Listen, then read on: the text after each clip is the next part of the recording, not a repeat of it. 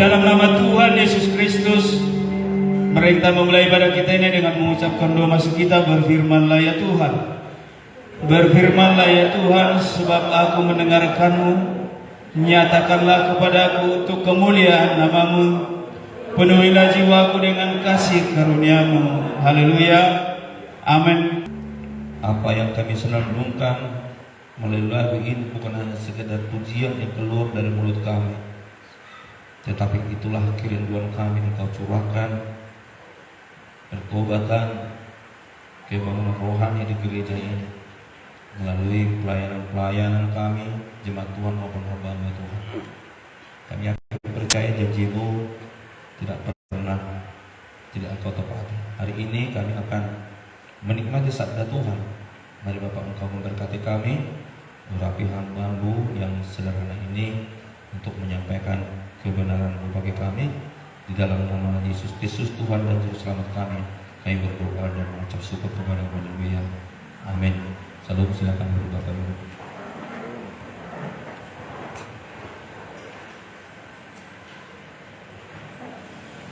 Puji Tuhan. Puji Tuhan. Haleluya. Saudaraku, kalau kita memperhatikan baik-baik,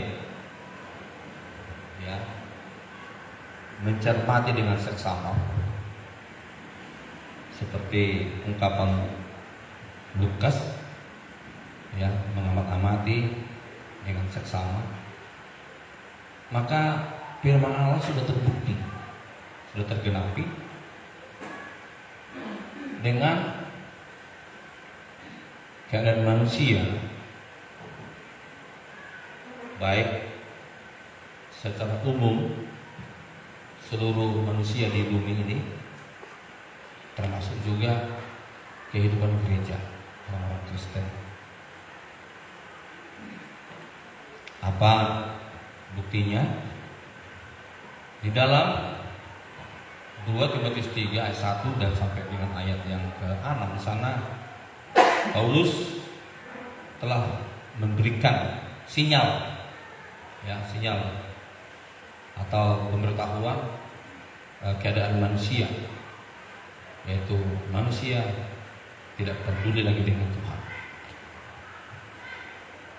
tidak peduli dengan agama, ya, bahwa manusia akhir zaman lebih mencintai perut daripada mencintai Tuhan. Itu fakta. Sebab itu saudara kasih kita yang Tuhan perkenankan dan saudara meresponi kasih Tuhan yang hadir pada saat hari ini, kita pasti bisa bedakan orang yang ikut Tuhan dengan sungguh atau orang yang ikut Tuhan dengan bermain-main. Saudara yang setia ikut Tuhan, katakan amin. Amin. Mari saudara kasih, kita buka Alkitab kita dari surat Rasul Petrus, 2 Petrus atau surat yang kedua dari Rasul Petrus, pasal yang ketiga. Kita akan bacakan mulai dari ayat 8 sampai dengan ayat yang ke-16. 2 Petrus pasal yang ketiga atau surat yang kedua dari Rasul Petrus, bab yang ketiga, ayat 8 sampai dengan ayat yang ke-16.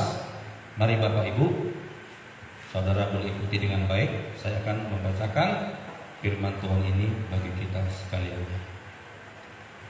Firman Tuhan sebagai berikut. 2 Petrus 3 ayat 8 sampai dengan ayat yang ke-16. Firman Tuhan seperti ini.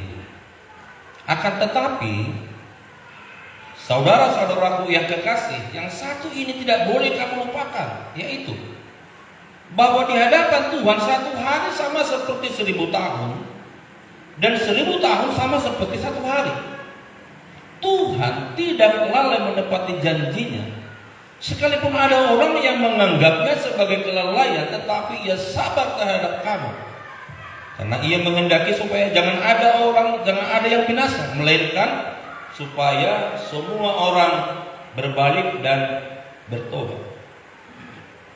Tetapi hari Tuhan akan tiba seperti pencuri, Pada hari itu langit akan lenyap dengan gemuruh yang dahsyat dan unsur-unsur dunia akan hangus dalam nyala api. Dan bumi dan segala yang ada di atasnya akan hilang lenyap. Jadi, jika segala sesuatu ini akan hancur secara demikian, betapa sucinya dan salehnya kamu harus hidup. Yaitu kamu yang menantikan dan mempercepat kedatangan hari Allah.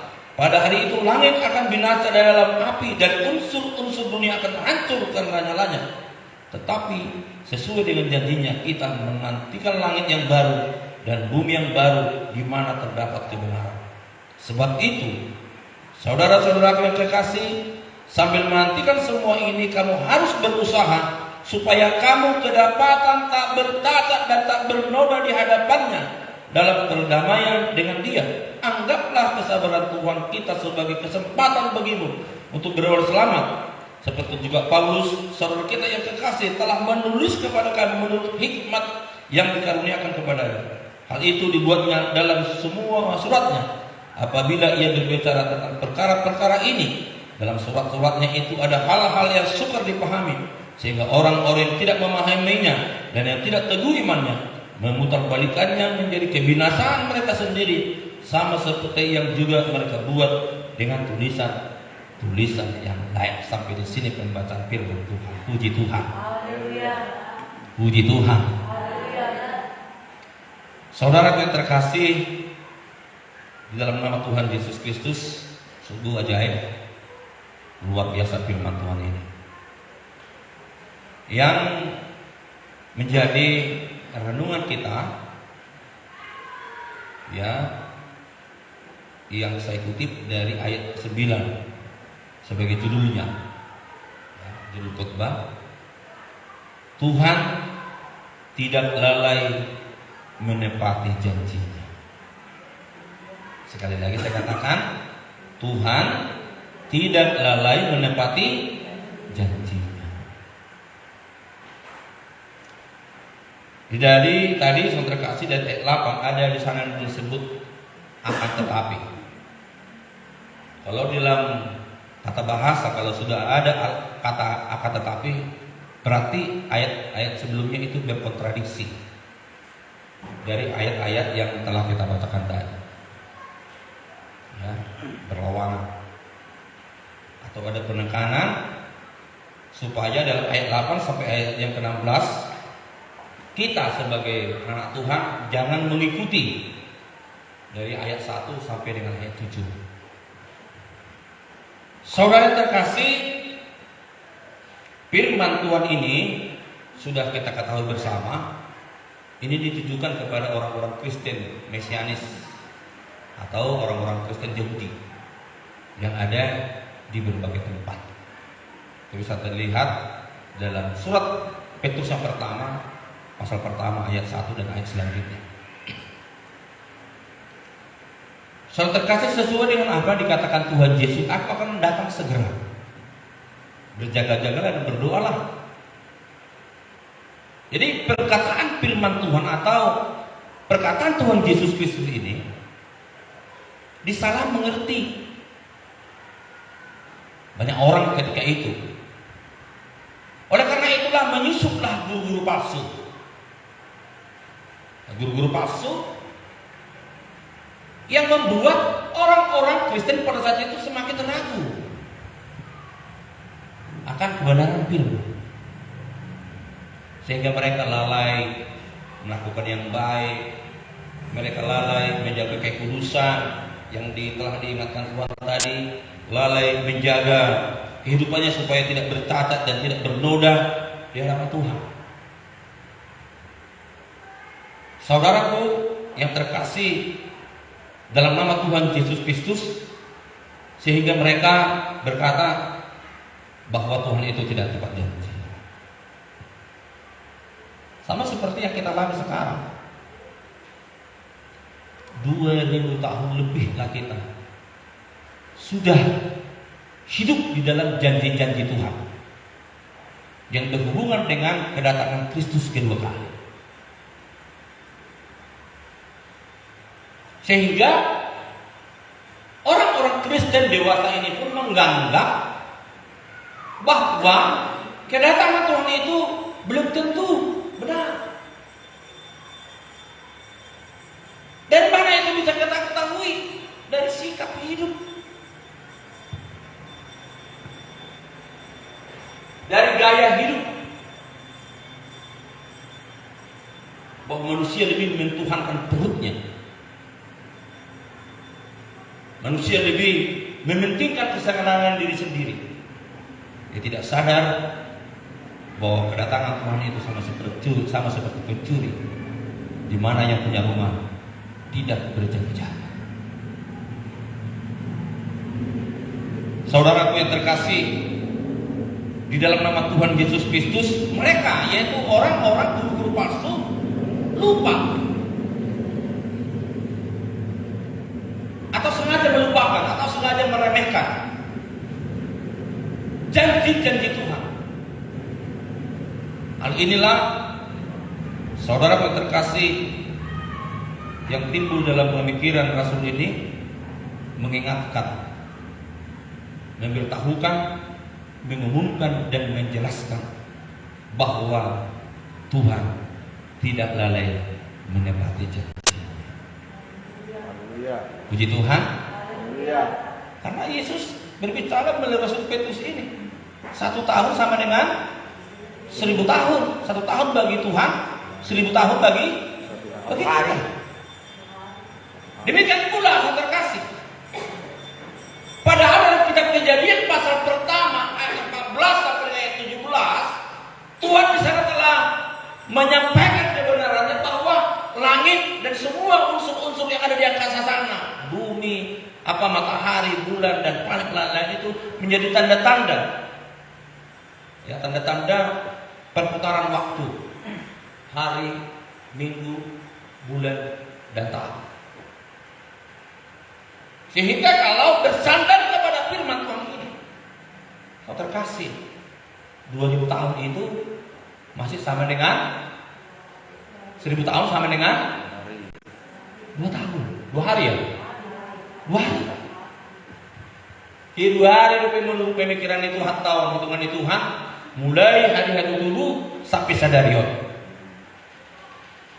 Puji Tuhan. Ya. Kalau kita teringat sejenak mengenai penanggalan, ya, kalender yang kita pakai sekarang ini, tahun Masehi,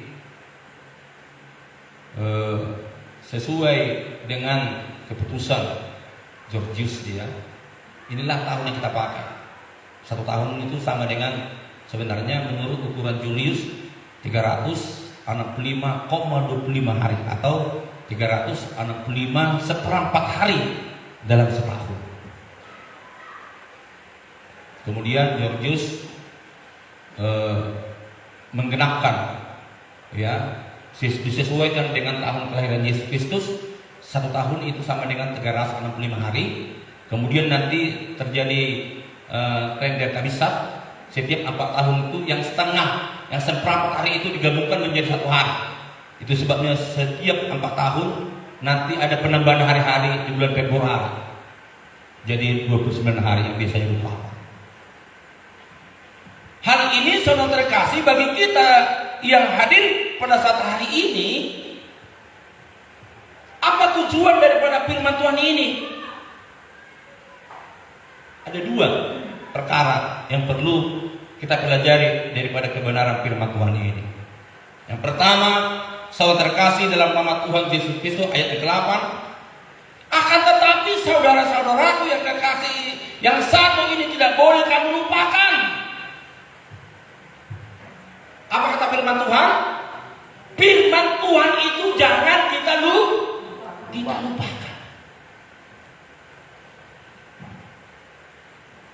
Tidak hanya saya berbicara tentang hitungan-hitungan hari, tetapi firman Tuhan.